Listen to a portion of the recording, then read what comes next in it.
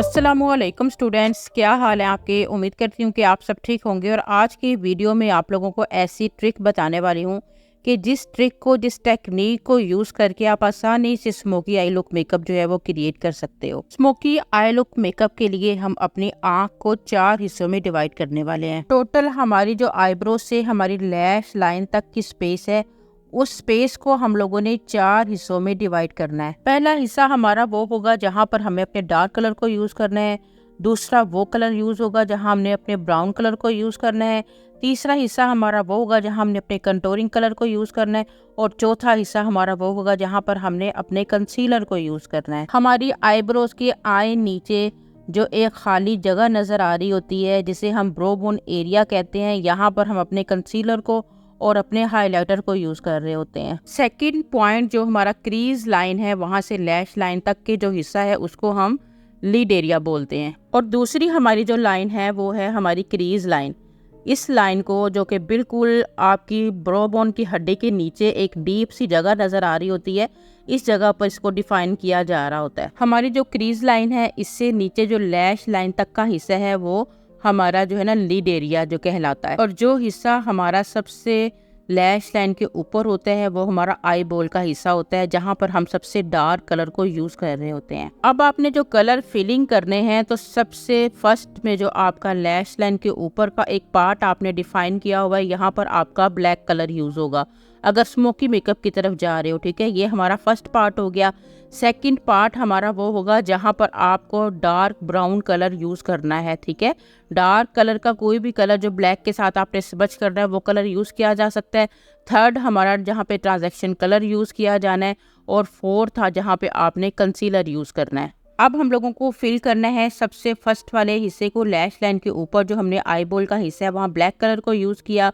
जो हमारा सेकंड एक पार्ट है, ठीक है, जैसे हमने डिफाइन किया हुआ है, यहाँ पर हम फिल कर रहे हैं ब्राउन कलर को। अब जो हमारा थर्ड पार्ट है, वहाँ पे हम अपने ट्रांजैक्शन कलर यानी पीच ब्राउन कलर को फिल कर रहे हैं। और सबसे लास्ट में वो जगह जहाँ पर हम अपने कंसीलर को अप्लाई करते हैं और बाद में उसके ऊपर हाइलाइटर भी अप्लाई कर रहे होते हैं, वो हमारा हिस्सा रह जाता है। और इस तरह ये 4 पार्ट्स में हमारी आई पे कलर्स अप्लाई हो जाते हैं। और जो फिफ्थ पार्ट होता है हमारा, वो आईज के आगे जो आपने टीयर डक्ट है वहाँ पर आपने यूज करना होता है अपना हाइलाइटर। ठीक है, बेसिकली ये 5 पार्ट्स हैं आपके। और अब इनको आप ब्लेंड करके आपको दिखाते हैं। मैंने यहाँ वाटर केक लाइनर वाटर जो केक आई शेडोज हैं उनके साथ ये पूरे कलर्स लगाए हुए हैं। तो अभी यहाँ पे मुझे कोई ऐसा ब्रश यूज करना होगा जो कि बिल्कुल ड्राई होना चाहिए। ब्लेंडिंग में सबसे पहले जो है ब्लैक कलर से शुरू करूंगी और एक छोटा फ्लैट ब्रश की मदद से शुरू करूंगी। जितने एजेस हैं उनको आपने अच्छे तरीके से ब्लेंड करना है। ठीक है, जब आपके कलर थोड़े ब्लेंड हो जाते हैं तो फिर पाउडरी, क्योंकि जो पाउडरी शेड्स होते हैं वो आपकी ब्लेंडिंग को ज़्यादा ईजी बना देते हैं। ठीक है, अदरवाइज अगर आप वाटरी केक शेडोज के साथ ब्लेंडिंग करोगे तो आप उतनी परफेक्ट तरीके से ब्लेंडिंग नहीं कर पाओगे। अब आपने थोड़ा थोड़ा प्रोडक्ट उठाते जाना है और अपने जो एजेस हैं उस जगह पर लगाकर उनको आपने हल्का हल्का स्प्रेड करना है। अब जो हमारा दूसरा हिस्सा है, उस हिस्से में हमने ब्राउन कलर को फिल करना है। सेम छोटे ब्रश के साथ ही मैं फिलिंग कर रही हूँ।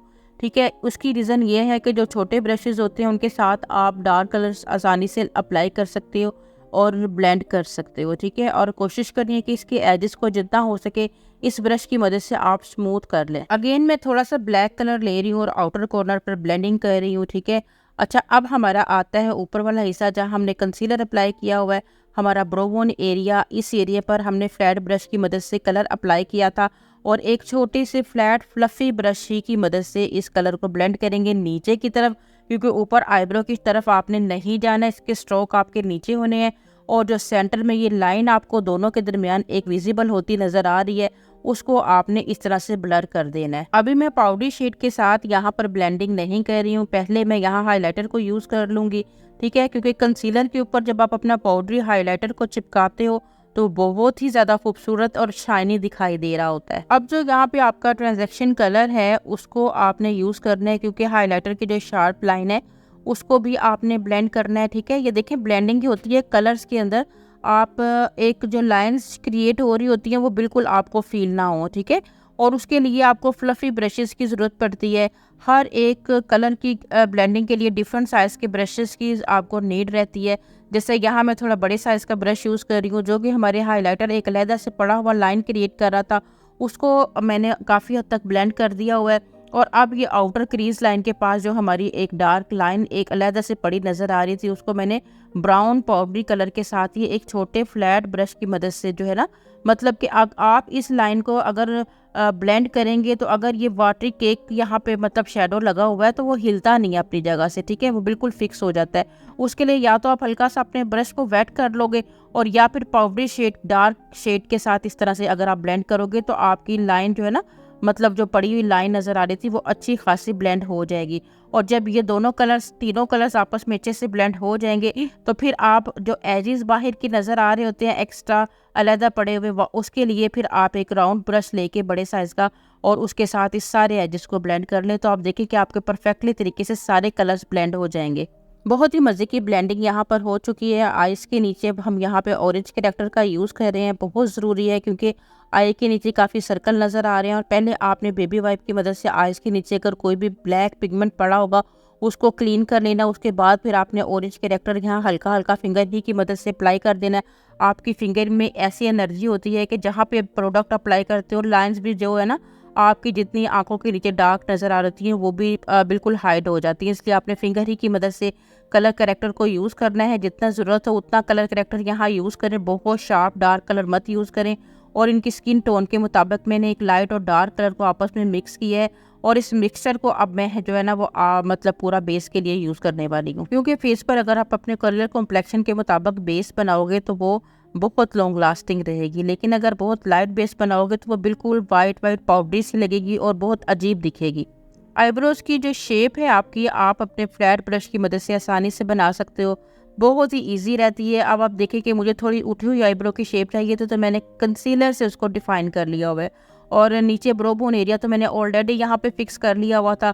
अब हम ब्यूटी ब्लेंडर, एक डैम ब्यूटी ब्लेंडर लेंगे और उसके साथ अपनी फाउंडेशन पूरे फेस के ऊपर अप्लाई करेंगे, अच्छे तरीके से फिक्स करके पाउडर अप्लाई कर देंगे। और अब बारी आती है हमारी आईब्रोज की फिलिंग की। तो ऊपर आप देखें कि प्रॉपर निशान लगा हुआ है, ठीक है, कंसीलर से हमने निशान लगाया हुआ है और उसी निशान के अंदर अंदर हम आईब्रो की फिलिंग करेंगे और आईब्रोज़ को बहुत प्यारे तरीके से हम डिफाइन करेंगे। इनकी अपनी नेचुरल आईब्रोज़ की शेप आप देखो तो डार्क है, लेकिन जब ब्राउन से हम लोगों ने इसको फिल किया है तो बहुत ही ज़्यादा नेचुरल और खूबसूरत दिखना शुरू हो गई। अब आपने ब्राउन कलर को आँखों के नीचे भी अप्लाई करना है और इस तरह से ब्लेंड करना है, ठीक है। और साथ ही जब आप ब्राउन कलर को आँखों के नीचे लगाते हो तो थोड़ा जो पीची ब्राउन शेड होता है ना, उससे लाइट जो शेड होता है उसके साथ थोड़ा सा उसको ब्लेंड कर लिया करें। अगर आइज़ छोटी हैं या आइज़ के नीचे लाइन ज़्यादा है तो बहुत ज़्यादा डार्क कलर उतना खूबसूरत नहीं लग रहा होता है, जबकि उसके साथ अगर लाइट कलर की ब्लेंडिंग कर ली जाए तो वो ज़्यादा खूबसूरत नज़र आ रहा होता है, ठीक है। तो ये देखिए जी, अब हम आँखों के अंदर भी काजल अप्लाई करेंगे।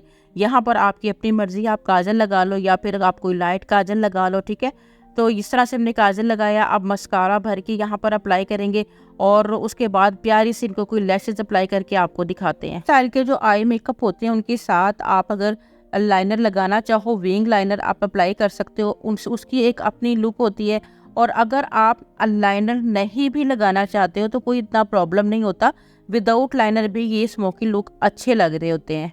लैशेज जो मैं इनको अप्लाई कर रही हूँ, थोड़ी लॉन्ग लैशेज ही इनको अप्लाई की जा रही हैं, ठीक है। और आइज़ को आपने खींच के लैश लाइन के साथ उठी हुई लैशेज आपने इनको लगानी है, ठीक है। वो बिल्कुल जो डाउन लैशेज आप लगा रहे होती हैं, आंखों के सामने आ रही होती हैं, उसका लुक कुछ अच्छा नहीं आता। फिनिशिंग लुक देखने के बाद लाजमी प्यारा सा मीठा सा कमेंट ज़रूर कीजिएगा। इसके साथ ही इजाज़त दीजिए, दुआओं में याद रखिएगा। अल्लाह हाफिज़।